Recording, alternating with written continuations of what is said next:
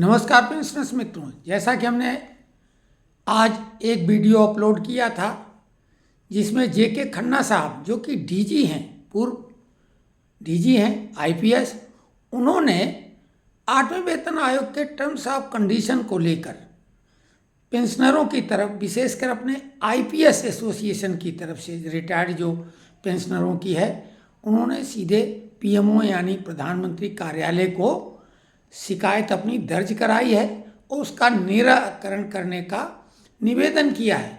उन्होंने उसमें terms of reference का E2 पैरा के बारे में कहा है। हालांकि वो पैरा 3 है, ये वहाँ पर एक हमारी समझ से क्लरिकल एरर कहना चाहिए। तो टाइप ये जो पॉइंट 3 है टर्म्स ऑफ रेफरेंस का, गैर अंशदायी पेंशन योजनाओं की गैर वित्त पोषित लागत, अंग्रेजी में the unfunded cost of non contributory pension schemes. तो इसमें आपको मालूम है कि इस समय 3 तरह की पेंशन की व्यवस्था है। हम लोग जो हैं वो ओपीएस वाले हैं, ओल्ड पेंशन स्कीम। हालांकि उसका कोई ओल्ड नाम नहीं था, लेकिन चूंकि अब एनपीएस आई तो वो ओल्ड हो गई, तो हम लोग हैं ओपीएस वाले। इसके लिए हम लोगों से कोई भी कटौती नहीं की गई थी और ये सरकारी नियमानुसार था। और आपको याद होगा 1983 में डीएस नकारा साहब के प्रयास से, जो कि सचिवालय से ही सेवानिवृत्त अधिकारी थे, उन्होंने सुप्रीम कोर्ट में इस संबंध में पेंशनरों के लिए लड़ाई लड़ी थी। और सुप्रीम कोर्ट ने कहा था अपने फैसले में कि पेंशन कोई अनुग्रह अनुकंपा नहीं है, कोई कृपा नहीं है, ये अधिकार है पेंशनरों का, क्योंकि अपना वो पूरा जीवन सरकारी सेवा को अर्पित कर देते हैं। तो जो भी पेंशनरों के हक हकूक हैं वो उनके अधिकार हैं। तो खैर उन्होंने उनका भी उल्लेख किया। और बिहार राज्य सरकार में एक सज्जन है, उन्होंने बहुत पहले ये लड़ाई लड़के पेंशनरों को जो उनके हक की बात कोर्ट के द्वारा निरूपित की थी। तो ये तो एक बात हो गई कि उन्हें लगा कि ये टीओआर गड़बड़ है, पेंशनरों के लिए उनके हितों के खिलाफ है। तो उन्होंने बिल्कुल सही प्लेटफॉर्म चुना। कोर्ट वो नहीं गए, कोर्ट अभी जा भी नहीं कोई सकता, कोर्ट इसकी सुनवाई अभी नहीं करेगा, क्योंकि एक आयोग गठित हो गया है। और ये जो सब अटकलें लगाई जा रही हैं, याद करिए वित्त मंत्री ने जब वित्त विधेयक प्रस्तुत किया था तब भी ये कहा गया था पेंशनरों को 8वें पे कमीशन में ऑब्लाइज नहीं किया जाएगा, उनके बारे में कुछ नहीं होगा। तो देखिए, अवसर की तलाश में लोग रहते हैं।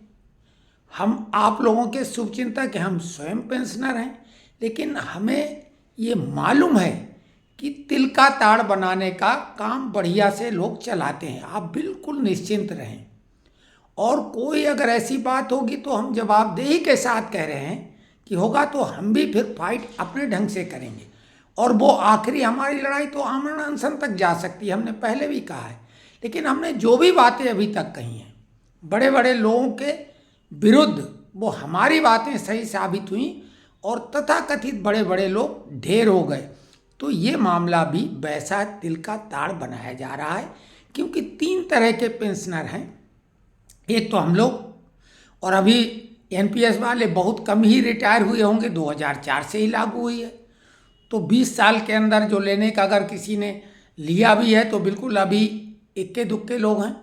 और तीसरा, सरकार ने एनपीएस के बारे में जब चर्चाएं हमारे श्रमिक नेताओं ने की तो उन्होंने थोड़ा मॉडिफाई करके उन्होंने यूनिफाइड पेंशन स्कीम यूपीएस ले आए।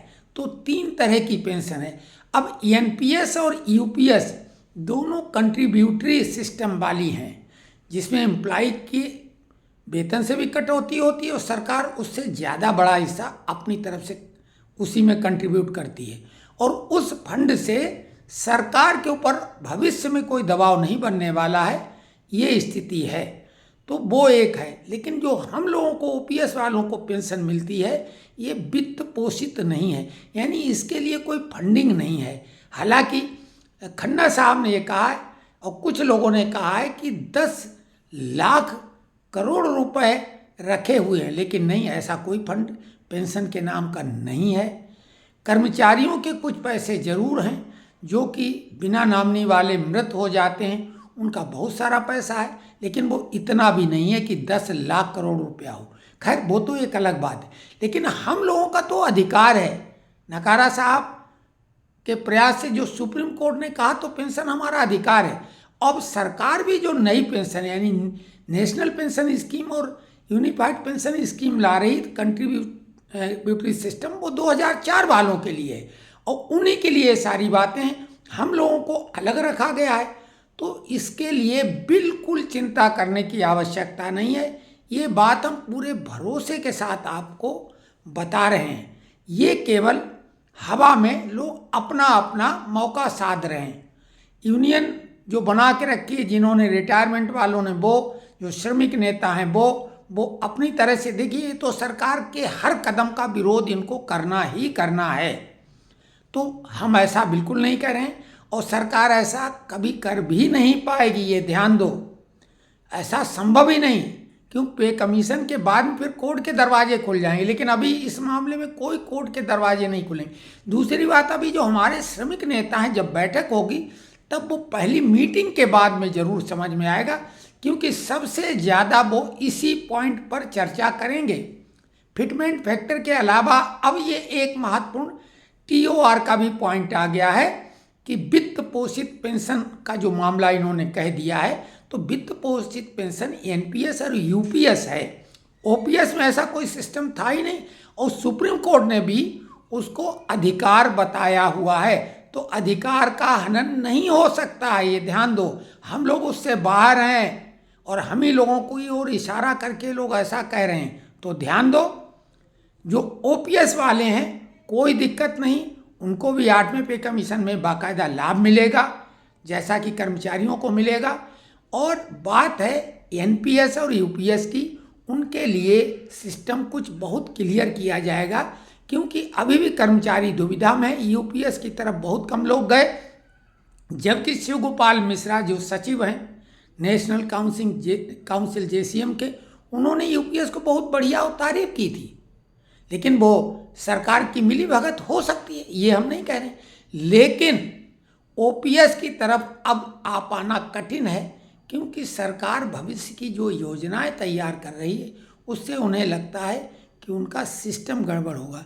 जो उदाहरण दिया जाता है कि नेताओं का यानी सांसद MLA उनकी, देखिए हर एक का सिस्टम अलग है। अब पेंशन तो किसानों को दी, दुकानदारों के लिए कर दी गई, महिलाओं के लिए, विधवाओं के लिए, और किसानों को जो अनुग्रह राशि, देखिए किसी का कोई बराबरी नहीं करके अपने हक की बात करना ज़्यादा बेहतर है। ये वही लोग करते हैं जिनके पास तार्किक शक्ति नहीं होती। हम तो अभी भी बोल रहे हैं कि बिल्कुल कुछ गड़बड़ी नहीं होगी, ये केवल प्रोपेगेंडा अपने हितों के लिए लोग चला रहे हैं, बिल्कुल सीधी सी बात।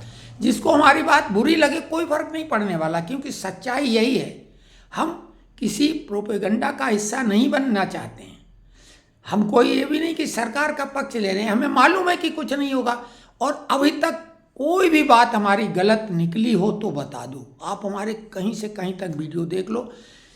ये हमने जुलाई 2023 में चैनल अपना बनाया था, तब से विभिन्न विषयों पर हमने जो भी बातें कही, उन बातों में कोई गड़बड़ी नहीं निकली है। तो बिल्कुल पूरा भरोसा रखो, आपको डराने का, ललचाने का ये किया जाएगा, और नेता लोग बाद में शाबाशी लेंगे कि देखिए हमने ये ऐसा, सरकार तो ये करने ही जा रही थी गड़बड़ी, हमने रुकवा दी। तो रुकवा दी तो बहुत सारे काम, अब खैर क्या बोले, हम तो कई बार बोल चुके हैं। तो कमेंट्स में लिखेंगे आपको हमारी बात कैसी लगी।